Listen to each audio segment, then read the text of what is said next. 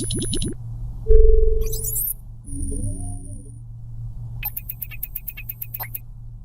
Students, welcome to INT Palanpur YouTube channel.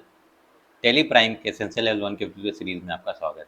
ये है chapter number 1 part 3, जहां हम जानेंगे trial balance and profit and loss account के बारे में। तो सबसे पहले शुरुआत करते हैं हम ट्रायल बैलेंस से।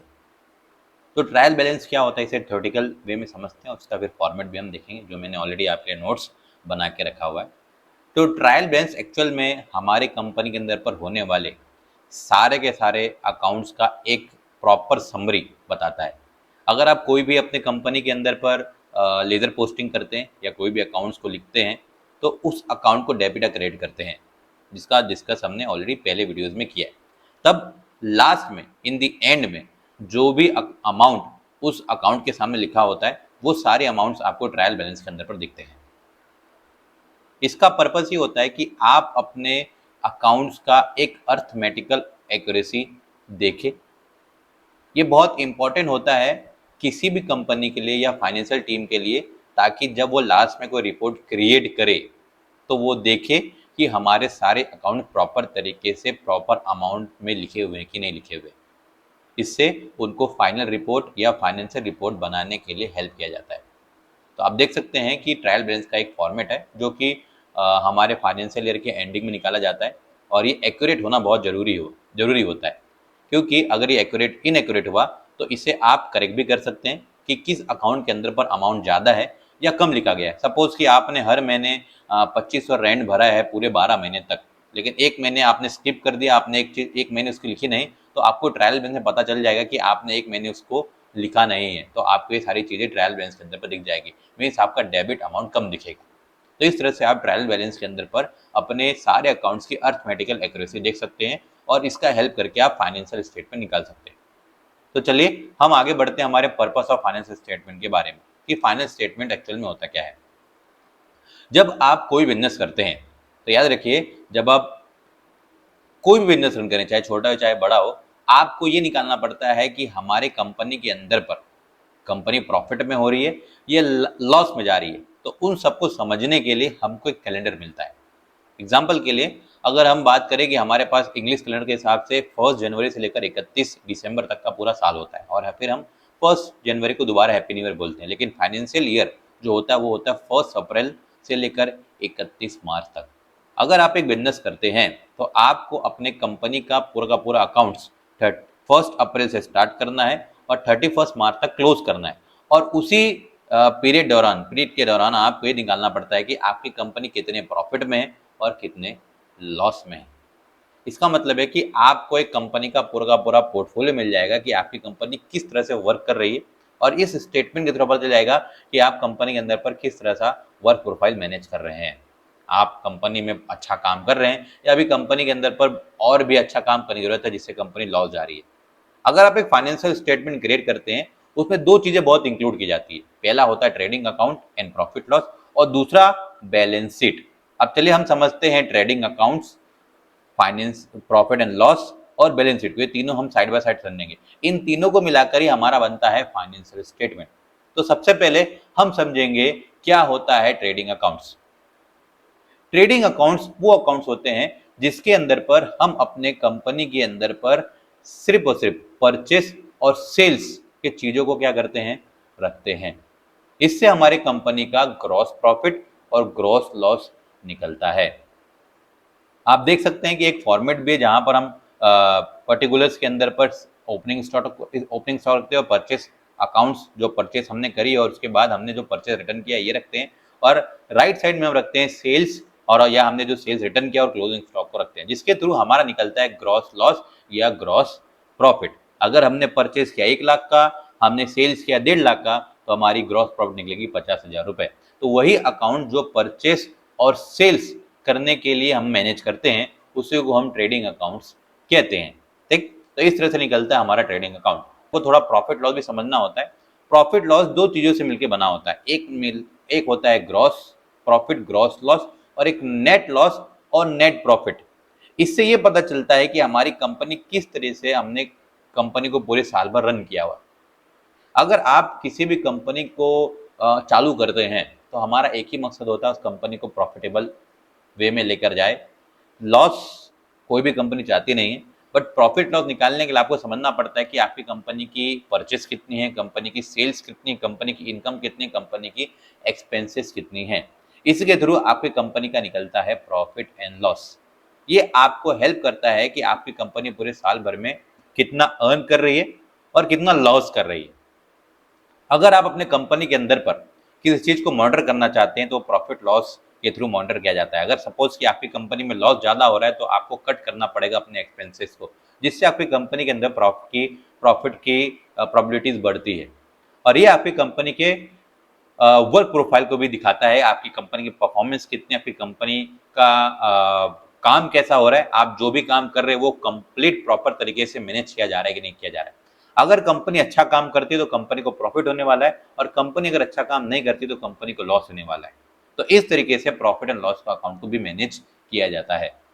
तो चलिए अब आते हैं हम लोग नेट प्रॉफिट क्या होता है उसको निकालने के लिए। देखिए मैं समझाता हूं आपको कि ग्रॉस प्रॉफिट और ग्रॉस लॉस क्या होता है, और उसके बाद net profit and net loss क्या होता है। तो इसके लिए मैं नोटपैड के थ्रू आपको थोड़ा समझा देता हूं, और फिर हम क्या करेंगे आगे चल के इसको हमारे फॉर्मेट के थ्रू भी समझेंगे। तो चलिए हम समझते हैं कि ग्रॉस प्रॉफिट ग्रॉस लॉस क्या होता है। सपोज कि हमने कोई गुड्स परचेस किया, गुड्स जैसे कि मैंने ऑलरेडी समझाया था कि हमने 1 लाख रुपए का वो गुड्स खरीदा, और हमने वही गुड्स को सेल किया है 1,50,000 में। सपोज कि हमने इसको सेल किया है 1,50,000 के अंदर पर। ठीक, सिंपल बात से हमें समझना है हमको कि प्रॉफिट लॉस क्या होती है। तब हम निकालेंगे ग्रॉस प्रॉफिट या ग्रॉस लॉस। ग्रॉस प्रॉफिट निकलेगा या निकलेगा इससे ग्रॉस लॉस। तो चलिए समझते हैं। तो हमने क्या करना है, हमारे सेल गुड्स को माइनस कर देना है हमारे परचेज गुड्स से। तो याद रखिए इसमें किसी भी तरह का कोई भी एक्सपेंस इंक्लूड नहीं किया जाएगा। इसी को हम कहते हैं ट्रेडिंग अकाउंट। ये हमारे ट्रेडिंग अकाउंट के अंदर पर आते हैं, जहां पर हमने सिर्फ और सिर्फ परचेज और सेल्स को ही दिखाया है। तो हमने 1.5 लाख रुपए का सेल किया, हमने परचेज करी थी उसको 1 लाख रुपए में, हमारे पास जो पैसा बचा वो बनेगा हमारा ग्रॉस प्रॉफिट। कितना बचा हमारे पास बचा वो 50,000, और ये 50,000 ही बचता है हमारा ग्रॉस प्रॉफिट। अब ग्रॉस प्रॉफिट के अंदर पर जब आपकी ग्रॉस प्रॉफिट निकल जाती है तब आपको निकालना पड़ता है नेट प्रॉफिट या नेट लॉस। अब net profit and net loss का फॉर्मूला क्या है, net profit and net loss का फॉर्मूला क्या है। आपको क्या करना पड़ेगा, आपके ग्रॉस प्रॉफिट में से माइनस करना पड़ेगा आपके जितने भी एक्सपेंस हुए हैं। सपोज सपोज आपकी ग्रॉस प्रॉफिट कितनी हुई है 50,000। ठीक, अब आपने जब ये गुड्स खरीदी तो आपने इसको व्हीकल से लाया होगा, आपने ट्रांसपोर्टेशन किया होगा, आप रेंट पेड कर रहे होंगे, आप उस गुड्स को मैनेज करने के लिए आपने एक पर्सन रखा हो, उसको सैलरी दे रहे होंगे, और लाइट बिल, वाटर बिल, सारी एक्सपेंसेस मिला के आपने उसके ऊपर 10,000 रुपीज खर्च की। उस 50,000 के ऊपर, 50,000 के प्रॉफिट के ऊपर आपने जो एक्सपेंस किया वो 10,000 है। तो आपके पास बचा कितना 40,000, और यही 40,000 आपका बनेगा नेट प्रॉफिट। और सेम एज वेल एज ये फॉर्मूला फिट किया जाता है लॉस के लिए भी। अगर आपने परचेस करी हुई है, सेल कम किया तो नेट ग्रॉस लॉस होने वाला है, और फिर ग्रॉस लॉस होने के बाद आपने जितने एक्सपेंस किए हैं वो माइनस कर दीजिए तो आप ऑलरेडी नेट लॉस में चले जाएंगे। तो इस तरह से बनता है gross profit and gross loss. ये सिंपल फंडा है जो आपको एकदम मैंने नॉर्मल भाषा में समझा दिया ताकि आप इसको इजीली समझ सको। तो ग्रॉस प्रॉफिट और ग्रॉस लॉस का फॉर्मूला ये, और मैंने उसे एक अलग फॉर्मेट में समझाया।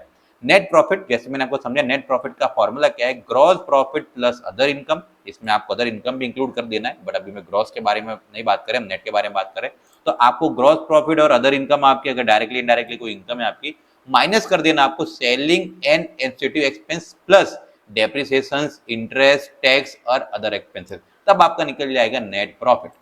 नेट प्रॉफिट लॉस और प्रॉफिट निकालने का फॉर्मूला जो टेबल होता है, टेबुलर फॉर्मेट में होता है, कुछ इस तरीके से होता है। जैसे कि आप देख सकते हैं यहाँ पर होता है ग्रॉस लॉस, और यहाँ पर ग्रॉस लॉस के अंदर पर कितने ग्रॉस लॉस हुए दिखेगी आपको, उसके बाद क्या क्या आपने एक्सपेंस किया है, और यहाँ सारी चीजें आपको दिखेगी। इस तरह से आपको मिलता है ग्रॉस प्रॉफिट है ग्रॉस लॉस, या नेट प्रॉफिट है नेट लॉस।